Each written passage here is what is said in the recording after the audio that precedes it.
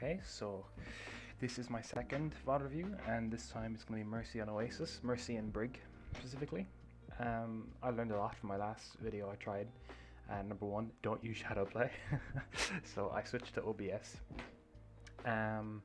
And talk slower, so I'm going to try to do that now, because I tend to talk fast anyway, but obviously I need to slow down for this. So yeah, we're on Oasis.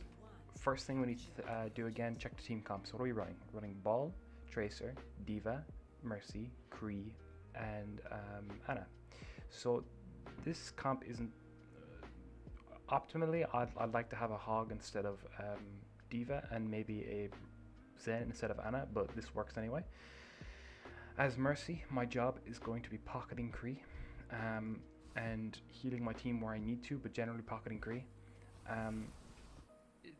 The role of Mercy kind of depends on your teammates. So if I had a BAP here, I might not be healing my team at all, because BAP can keep everyone topped well. Or if we had more self heals in the team, like a soldier or something, but we don't. So, and Ana's decent healing, but there will be times where I need to come in and help. So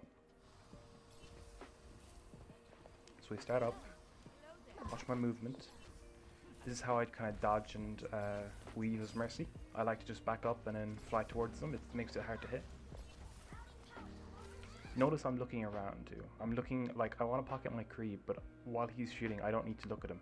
Especially here with the health bar. If he goes low, all I gotta do is look at that. So I don't even gotta look at Kree. I just gotta look around. Keep him pocketed, help him fight.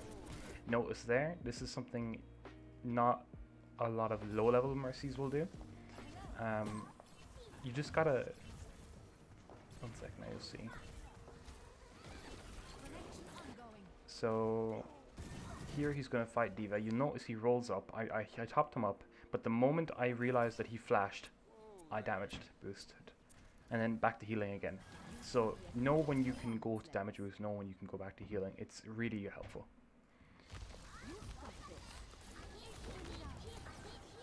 See, here is an example of Ana wasn't keeping our D.Va alive. I should have been healing her, knowing Ana wasn't healing her, but I did a bit here, but yeah. Again, keep him pocketed. Help Kree. Constantly dodging.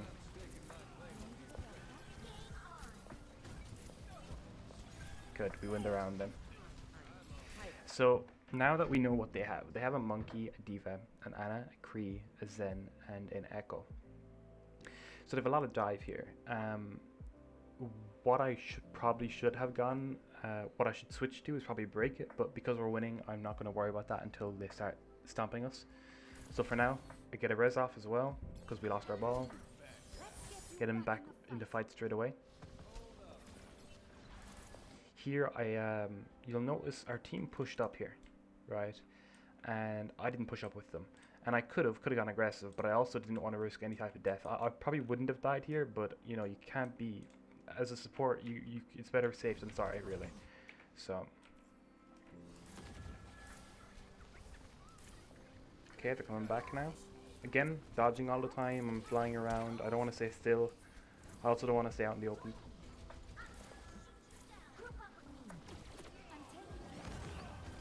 I almost have Valk, so I'm going to try heal a bit more now so I can get it up quickly.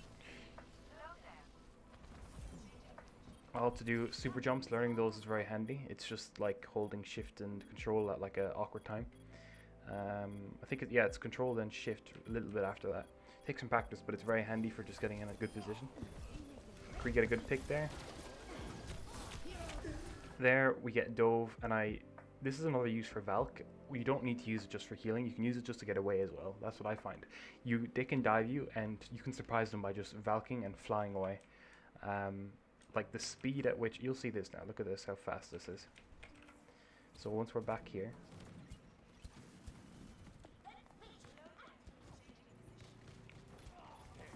we get Dove. Immediately I notice that people are on me. Fly right out.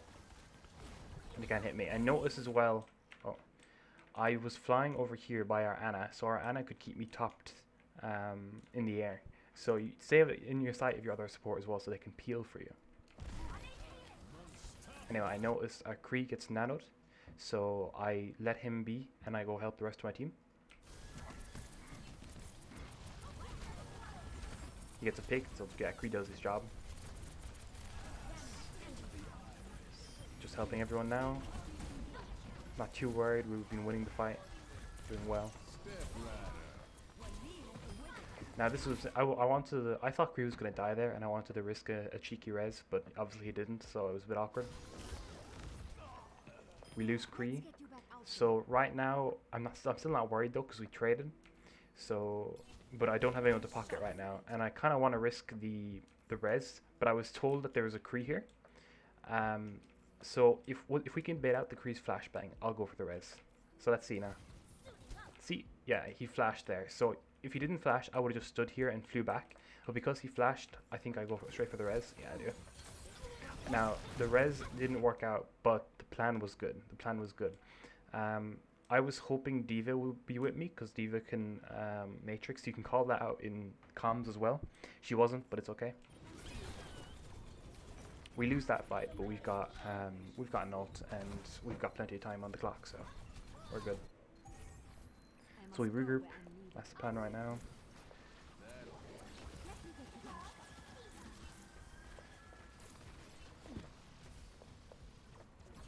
Now, before we go into this fight, we know that they have a lot of ults.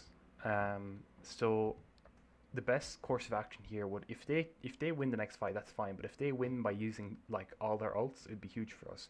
So what we want to try to do is pressure them. Like, we don't need to necessarily kill them, but pressure them into using their ults early, so that we can come back at the next team fight with our ults, take point, and win the round. So pressuring them. And doing the best way to pressure his Mercy is damage boost. Damage boost is so helpful for pressuring.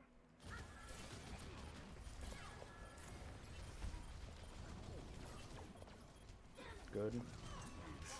I hear the McCree. I hear they use 2 ults there. I'm happy right now because they just used 2 ults. I'm waiting for Primal. They get a pick, that's fine. Again, we want them to use more ults. So they use 2 ults there. I want to just keep everyone alive, let them poke a bit while we regroup.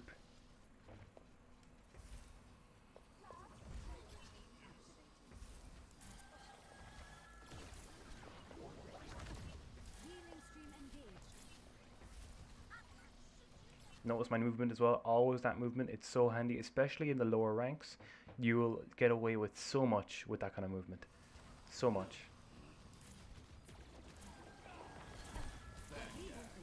Keeping Kree topped. We know that they use nade there, so I called that out in comms as well. Make sure to call stuff like that out always, always, always, always. So he gets nanoed. And now I'm not really too worried about Kree because of the nano, but obviously the bomb comes in and catches him off guard. I get the res, and my plan right now is to get my Valk, so I almost have Valk, and we won't really need much. They've used nano, and they've used bomb, and like we're looking good right now. Like, we have ults coming up. They're just equaling us now in terms of the score. Yeah, they use Primal as well. That's huge. So literally, right? Next fight, we have Valk and McCree. All they have is trans. So it's looking really good for us.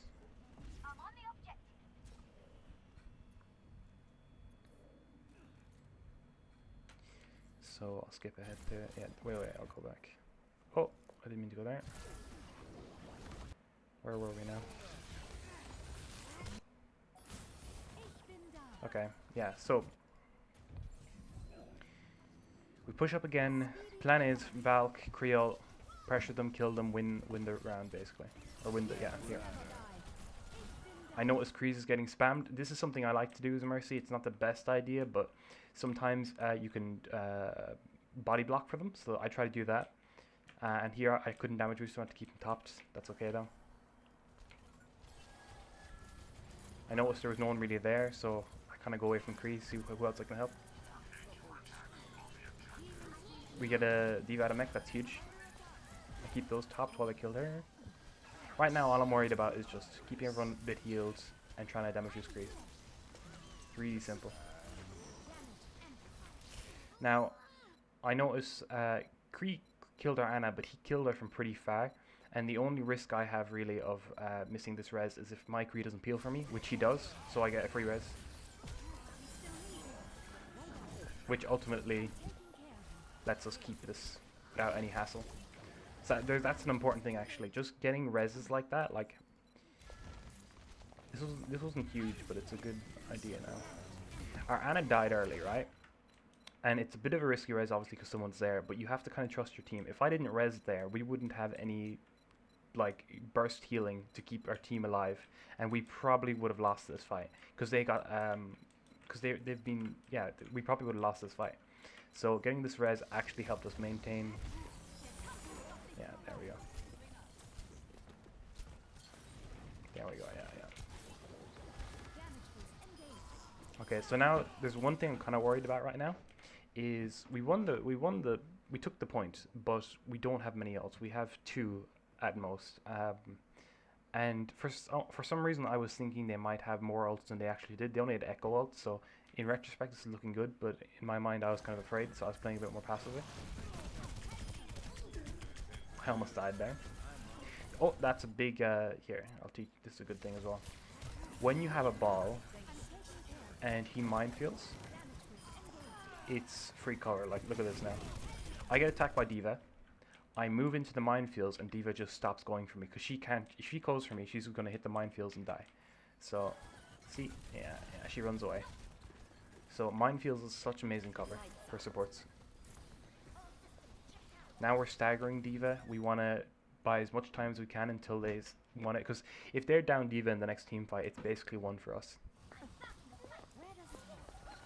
I mean, it already is. Look at our ults. We're really...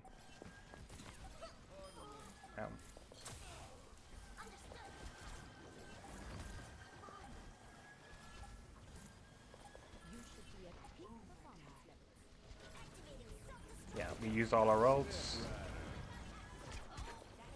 I know I'm being chased by the Echo, so I go down to my Kree and stay on, because Kree wants to kill Echo anyway, so and Echo wants to kill me. So by bringing Echo to him, he can farm her. There we go. And there, that's the round done. Now, the thing about this round is I should have gone Brig really, but we were winning and everything was going well, so I said I'd just keep Mercy. But next round I go Brig because it's... Anna was saying she was struggling at the back line anyway, so this will help. So I'll cut to the next one now. My Brig gameplay isn't the best, but it does the trick. You don't need to be a god at Brig. Brig's biggest thing is, again, space, creating space just by being alive. So this round, there's no real difference in comp for us. They have a Pharah now. We've a Brig for their Monkey and D.Va. So we've good peel for our Ana. So my job as Brig is just literally bodyguard Ana. I'm just gonna stay on Ana. Nothing else. I kind of go off track at the start, but it's fine. You'll kind of like, the general rule, especially if you're kind of newer to these characters, is to stay, like, just use the basics. So like with Mercy, obviously just go for the damage boosts. With Brig, be a bodyguard, and then with more and more time in game sense, you'll kind of learn when to stop doing that and help the other teammates. So you'll kind of see a good example of this here. But I'm not thinking about protecting my Ana, I'm thinking about pushing out some space here.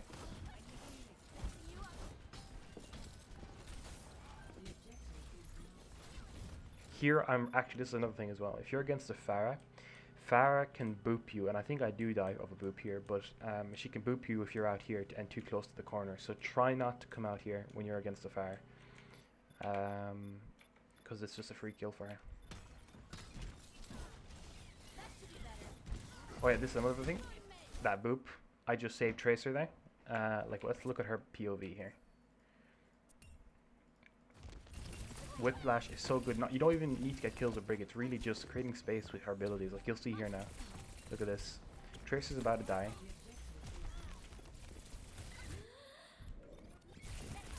She backs up, tries to get away. I boop him away. Definition of support right there. She didn't die because of that. I think we take point.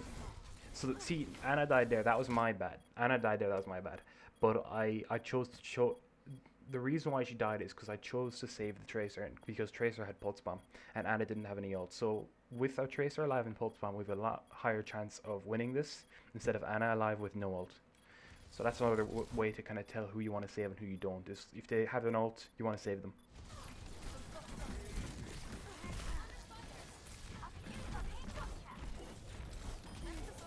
Yeah, we win, clean it up. Now I'm waiting for Anna to come back, and yeah, there we go. Yeah, okay. She resets. Now, waiting for the next round, our next team fight. We know we ults, so we're just kind of playing our time here up to high ground. We want to keep high ground for our Anna. For basically our whole comp is really good high ground. Having Kree on high ground you can actually see right here a perfect angle he has. It's really helpful for killing fire. Same with Anna, sniper, literally a sniper, so it's really handy for shooting up here.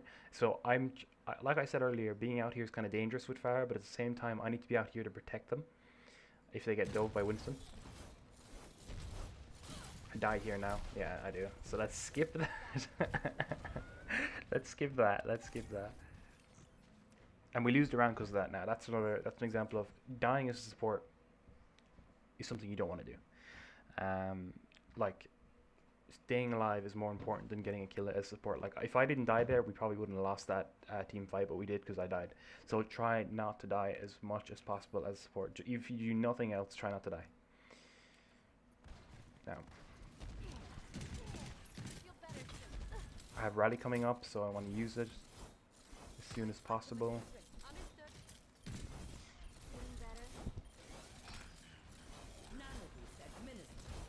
He gets naddled, but he's antied, so he's at risk of dying.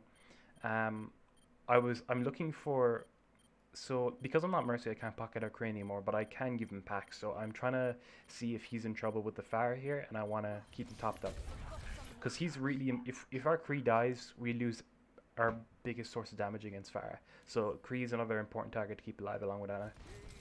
Anyone who could deal with the Pharah, I want to keep alive. Now I wasted rally here. We had 3 kills. Shouldn't have used it, but you know, whatever. We take point as a result. And that's that.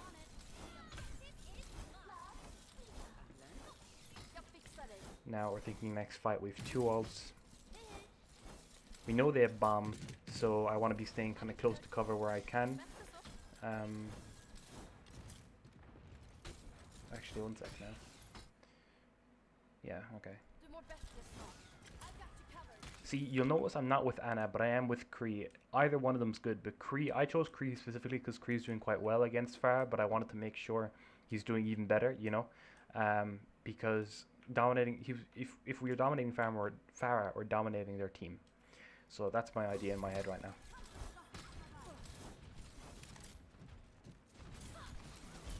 I knew I was too close there, I didn't want to overextend, so I went back.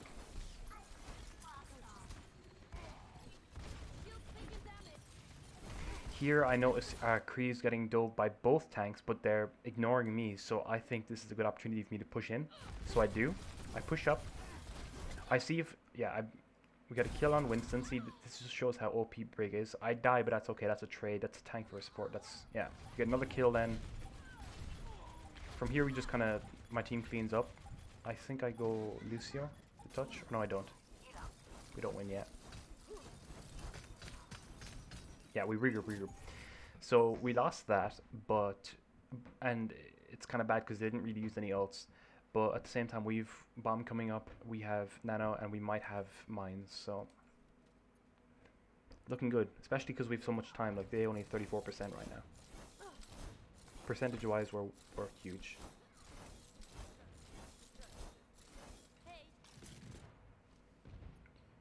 Again, I'm looking at my Kree, I'm constantly looking at him, you'll notice. I want to give him a pack the moment he gets damaged. I'm trying to just give it, I want to heal even before the damage comes in, basically. That's what I'm looking for right now. See right there? Yeah, I gave him the pack right when the ball came in. And if you don't know, Brig's heal just kind of, it's a little bit over time. So you can preemptively do it as well, so that's why I did there. We lose 2. We get a kill though. It's actually still winnable. They get a res, makes it more complicated. Again, keeping Kree alive. I decide to back up because I think it's usable, which it is. We lose Kree, that's fine. We regroup for the last fight. Usually you can tell when it's 70 or 80%, it's generally the last fight. So we're regrouping, we're waiting for our Kree, and we're planning our attack with all our ults basically. We're just going all in.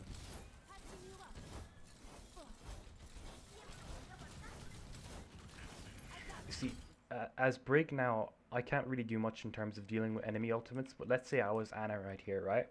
What I'd be doing is I'd be saving my nano for the Pharah. Because when Pharah ult, she stood still, she's a pretty easy sleep target. Or not nano, yeah, sleep, sorry. Saving my sleep for her. So that's my idea right now, as well as I'd be saving my sleep not just for her, but for Kree as well. When Kree ults, he's a free target as well. So saving those to shut those ults down would be huge as Ana. For me though, all I gotta do is keep our teammates alive. That's my job. I'm a fucking bodyguard.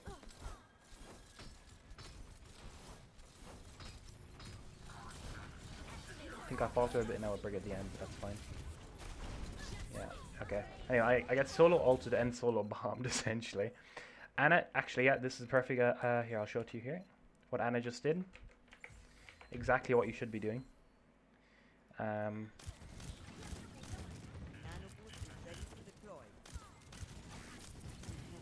Yeah, she's pressuring. Yeah, that's huge by our Ana. So yeah, I get bombed, I get ulted, and what does Ana do? Sleeper. And that's huge right there. Huge kill. Don't need to worry about it. Another thing as well is that was a pocketed Pharah, so she's gonna go for the res, the Mercy's or the Pharah's pocket, which should be another free kill. I don't know if we kill her though. Yeah, that should have been punished straight away, but she got the res out. Yeah, okay. Anyway, I switched to Lucio. I try to touch, but team's already cleaned up and won. It's basically won. I boop him out. I don't wake him up because we want to focus one at a time. Keep everyone alive, and we win. After we kill Lucio. Yeah, there we go. And that's the match. So I hope that was helpful in any degree. Again, I'm still learning, and we're both learning really, because I'm not really good at reviews, but I think I need to review my game more often. So yeah, that was 41-30 game. So I hope that was helpful, and yeah, thanks for watching.